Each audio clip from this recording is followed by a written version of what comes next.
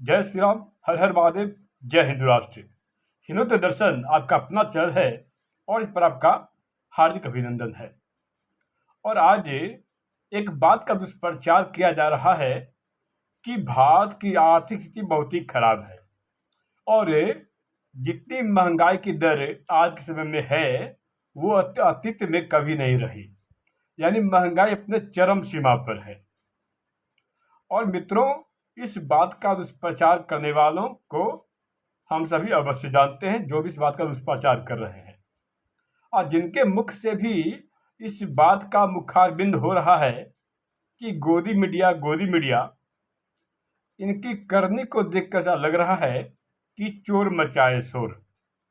और इन सभी के गठजोड़ों को देखकर ऐसा प्रतीत होता है चोर चोर मौसेरे भाई। तो चोर चोर मौसेरे भाई इशारे में आप समझ सकते हैं ये दुष्प्रचार करने वाले कौन से लोग हैं। आज इसी क्रम में मैं सर्वप्रथम जितने भी लोगों का प्रचार किया जा रहा है कि आर्थिक स्थिति बहुत ही खराब है, आज इसी बात को लेकर के आप सबके समक्ष हूँ। आर्थिक स्थिति पर ढोल नगाड़े जो भी पीट रहे हैं, जो भी छाती पीट रहे हैं कि देश में आर्थिक स्थिति बहुत ही खराब है, तो देश में 3 बार मुद्रा का अवमूल्यन हुआ था। सन 1949 ईस्वी में मुद्रा का अवमूल्यन हुआ था, तो क्या देश की आर्थिक स्थिति बहुत ही अच्छी थी। इसके बाद सन 1966 ईस्वी में भी मुद्रा का अवमूल्यन हुआ था, तो क्या देश की आर्थिक स्थिति बहुत ही अच्छी थी। और 1991 ईस्वी में भी देश में मुद्रा का अवमूल्यन हुआ था, तो देश की आर्थिक स्थिति बहुत ही अच्छी थी क्या। 1991 ईस्वी में दो अवसरों पर मुद्रा का अवमूल्यन हुआ था। तो आप ही बताएं, जिन के शासन काल में चार बार मुद्रा का अवमूल्यन हुआ था, यदि सन 1949 ईस्वी और 1966 ईस्वी और 1991 में दो बार मुद्रा का जो अवमूल्यन हुआ, इन 4 परिस्थितियों में सरकार किनकी थी। आज उनके द्वारा ही मुखारबिंद किया जा रहा है, दुष्प्रचार किया जा रहा है कि देश की आर्थिक स्थिति बहुत ही खराब है, बहुत ही दयनीय स्थिति है। सन 1949 ईस्वी में जब मुद्रा का अवमूल्यन हुआ था, शासन किसका था, किनके हाथों में सत्ता की बागडोर थी, और उसमें भारतवर्ष के प्रधानमंत्री के पद पर कौन आसीन थे। सन 1966 ईस्वी में सरकार किसकी थी। ये बात और है, सन 1966 ईस्वी में हमारे भारतवर्ष के प्रधानमंत्री के पद पर लाल बहादुर शास्त्री थे, जो कि बहुत ही महान विद्वान व्यक्ति थे। और 1991 ईस्वी में भारतवर्ष के प्रधानमंत्री के पद पर आसीन जो थे, उनका नाम था नरसिम्हा राव। इनके शासनकाल में दो अवसरों पर मुद्रा का अवमूल्यन हुआ था। तो जिनके शासनकाल में इतना मुद्रा का अवमूल्यन हुआ, आज वो ही इस बात का ज्ञान दे रहे हैं, इस बात का दुष्प्रचार कर रहे हैं कि भारत की आर्थिक स्थिति बहुत ही दयनीय है, वर्तमान सरकार ने सब कुछ बर्बाद कर दिया। और आप सभी जानते हैं कि सरकार किसकी थी। यह ज्ञात हो कि सन 1991 में दो बार मुद्रा का अवमूल्यन हुआ था और केंद्र में सरकार कांग्रेस की थी। और अप्रैल 1991 ईस्वी में ही सोना को गिरवी रखा गया था। जब सोना गिरवी रखा गया था तो सरकार किसकी थी, आप सभी इस बात से अवगत होंगे। और गिरवी क्यों रखी गई, ऐसी कौन सी परिस्थिति थी कि सोना गिरवी रखा गया। गिरवी रखने का मतलब ही होता है कुछ आर्थिक संकट। और देश की स्थिति बहुत ही डावाडोल है। क्या बात करने वाले जो भी गोदी मीडिया इस बात का प्रचार कर रहे हैं, 70 वर्षों से, एक लंबे वर्षों से किसी परिवार विशेष के गोद में बैठकर पत्रकारिता करने वाले आज सच्चे पत्रकारिता का ज्ञान दे रहे हैं। जिन्होंने जीवन पर्यंत पत्रकारिता का कार्य किया, आज उनके मुख से मुखारबिंद हो रहा है गोदी मीडिया की बात। और मित्रों, सन 1986 में जब मुद्रा का उन्मूलन हुआ, सन 1986 में भी मुद्रा का उन्मूलन हुआ, और 1991 में जब दो बार मुद्रा का उन्मूलन हुआ, तो सरकार किसकी थी? तब ये सभी मुंह में दही जमाकर बैठे हुए थे। इतना ही नहीं, यदि आप गहराई से अध्ययन करें, गहराई से सोचें कि किस आधार पर ये आर्थिक स्थिति पर ज्ञान दे रहे हैं और आर्थिक स्थिति पर विधवा विलाप कर रहे हैं। वित्त वर्ष 65-66 ईस्वी में मंदी का दौर था। जब मंदी का दौर था तो क्या आर्थिक स्थिति बहुत बढ़िया थी? और 1965-66 में सरकार किसकी थी? सत्ता में कौन था? तो जो जिनके शासनकाल में मंदी का दौर देखा गया, आज वो भी आर्थिक स्थिति पर ज्ञान दे रहे हैं। और ये सिर्फ एक बार नहीं, मंदी का दौर 3 अवसर पर आया।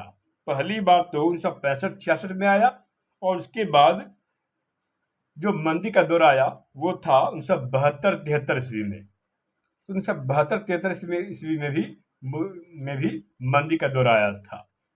1965-66 और 1972-73 में मुद्रा में मंदी का दौर आया था। तो आज ऐसे ही लोग आर्थिक स्थिति को लेकर के अपना ज्ञान बांट रहे हैं।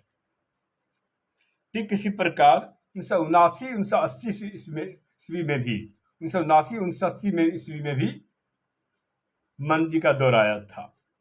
3 अवसरों पर जिनके शासन काल में मंदी का दौर आया, इनके शासन काल में 4 बार मुद्रा का अवमूल्यन हुआ। आज ऐसे ही लोग आर्थिक स्थिति पर अपना ज्ञान दे रहे हैं।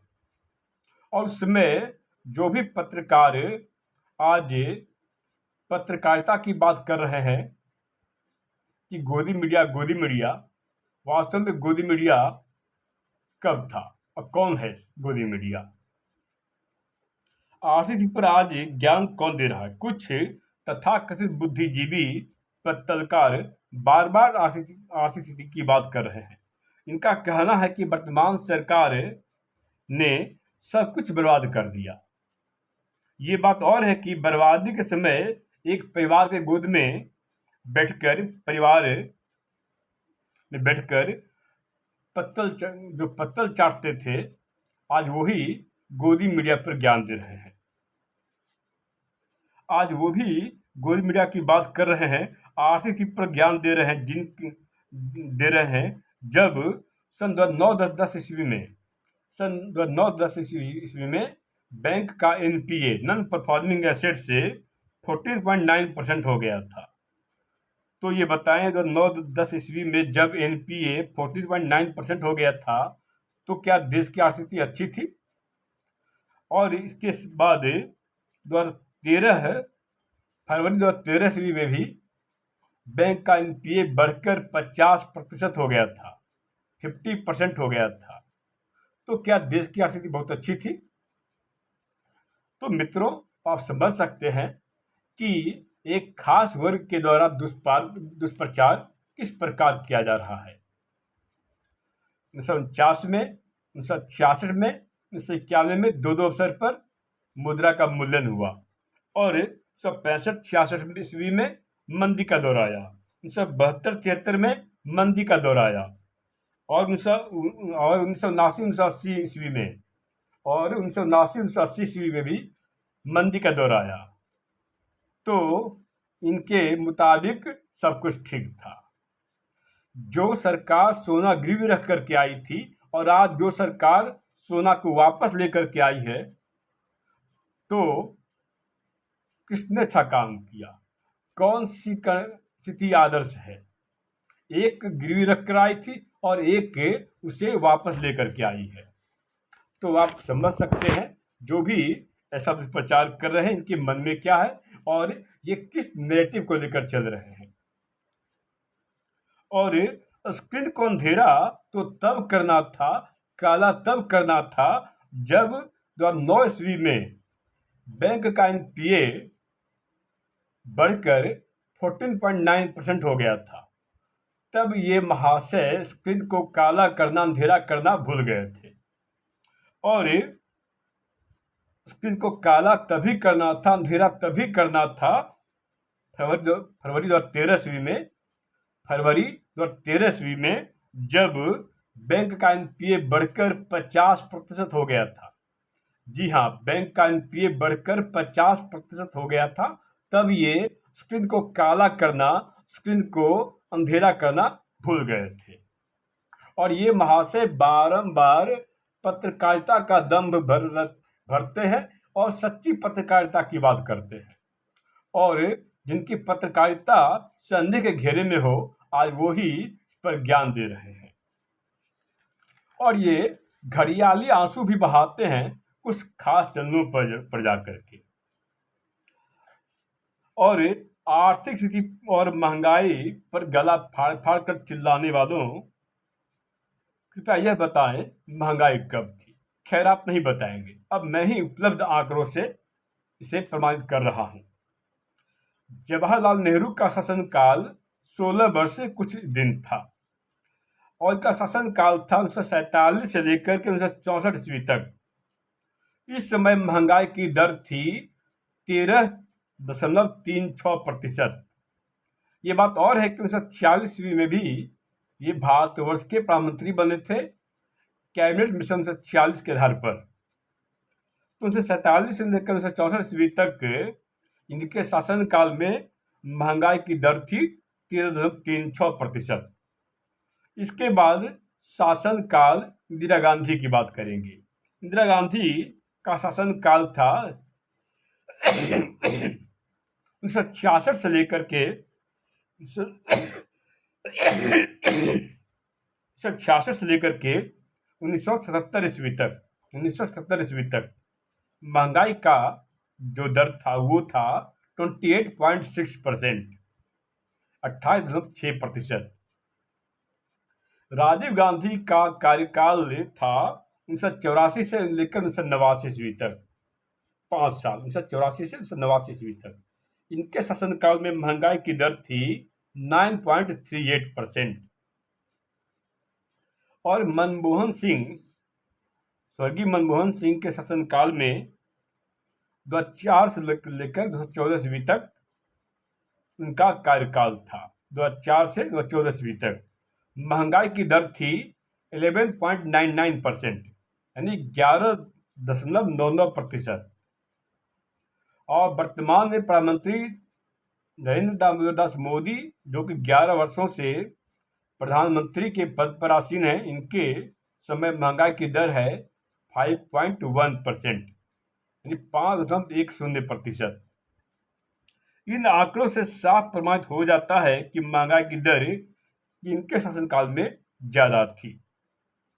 महंगाई की दर की बातें चली है तो उपलब्ध आंकड़े और भी हैं और इससे प्रमाणित हो जाएगा कि महंगाई की दर किनके शासनकाल में सबसे ज्यादा थी, महंगाई कब चरम सीमा पर थी। और इसे आप गूगल करके भी चेक कर सकते हैं, ये मनगढ़ंत नहीं है, मैं प्रमाणों के आधार पर ही हमेशा आता हूँ। 1973 ईस्वी में महंगाई की दर थी 19.2%, यानी 19.2%।